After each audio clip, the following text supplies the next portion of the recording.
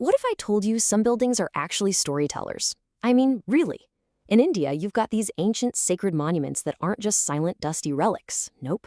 They're like living libraries, etched in stone, and they're whispering secrets of science, myth, and history. So, in this explainer, we're going to figure out how to actually listen to them. And that's really the heart of what we're getting into today. These places, they communicate with us through their design, their legends, and even the debates they still spark. But how do you even start to understand something so complex? It's a challenge, right? To see them not just as places on a map, but as these living, breathing entities. Okay, so to really hear what these monuments are trying to tell us, we need the right kind of lens. Let's start by breaking down the two fundamental types of heritage they hold. Think of it like this. On one side, you've got the tangible. That's the physical stuff you can see and touch, the actual stone of a temple. But on the other side, you've got the intangible. These are the stories, the rituals, the music, the skills, basically all the stuff that gives the stone its real meaning.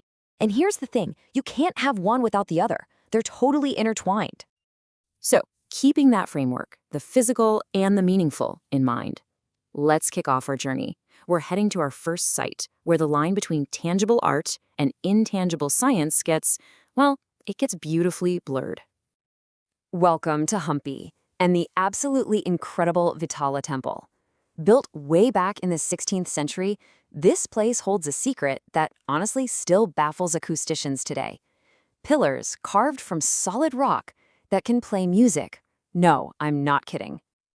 I know what you're thinking. That sounds impossible, right? And we're not talking about some random echo or a fluke of nature. No. We're talking about pillars that were intentionally engineered to play specific notes from the Indian classical scale. So the big question is, how on earth did they do it? Well, it wasn't magic, it was just pure genius. A four-step engineering marvel, really. First up, they were super picky about the material, choosing a specific type of granite for its unique structure. Then, and this is the crazy part, they precisely carved out hollow chambers inside the solid pillars to create resonance. And get this, the dimensions weren't random. They were calculated using mathematical ratios to produce specific notes. Finally, they clustered them together to create this rich harmonic system. It's essentially a massive, playable stone instrument. So the takeaway here is absolutely mind-blowing. This wasn't an accident. This level of sophistication shows us a society that just didn't see art and science as separate things. For the architects of the Vijayanagara Empire, they were two sides of the same coin. They were literally embedding music theory into solid rock, half a millennium ago. All right, let's keep this jury moving. So, we've seen heritage as mind-bending science. Now, let's switch gears and enter the world of epic narrative at the Meenakshi Temple in Madurai. This is a place where heritage is, first and foremost, a grand, sweeping story. Whoa, okay, before we even dive into the legend, just let that number sink in for a second. Over 30,000 individual sculptures. And none of them are just for decoration. Every single one is a character, a piece of the puzzle, a sentence in the sprawling narrative of this temple, a narrative that revolves around a powerful warrior goddess. So the legend goes something like this. Princess Meenakshi was born with 3 breasts, with a prophecy that the third would disappear when she met her true love. But here's the twist. She wasn't some passive princess waiting around. No way. She became an unconquerable queen, leading armies, conquering kingdoms. Eventually, she even challenges Lord Shiva to battle. And at the very moment their eyes meet, boom, the prophecy comes true, revealing her divine destiny. And what's so powerful is that the temple's own history mirrors the story of strength and destiny. It was once destroyed by invaders, but just like its goddess, it rose again. And guess who led the charge to rebuild it, even grander than before? The very same Vijayanagara Empire that engineered Hampi's musical pillars. It stands as this incredible symbol of cultural resilience. Okay, for our last stop, we're going somewhere a little different. We're headed to Bihar, to a place where heritage isn't a neat, finished story, but a live investigation, a real historical puzzle. This is the Mundeshwari Temple. Now, this temple's claim to fame is, and I'm not exaggerating, absolutely staggering. It's believed to be the oldest continuously worshipped Hindu temple on the entire planet. The flame of devotion here has literally never gone out. But the question that historians are still fiercely debating is, for just how many centuries? So trying to figure this out is like being a historical detective. For ages, everyone thought an old inscription dated the temple to the 6th or 7th century.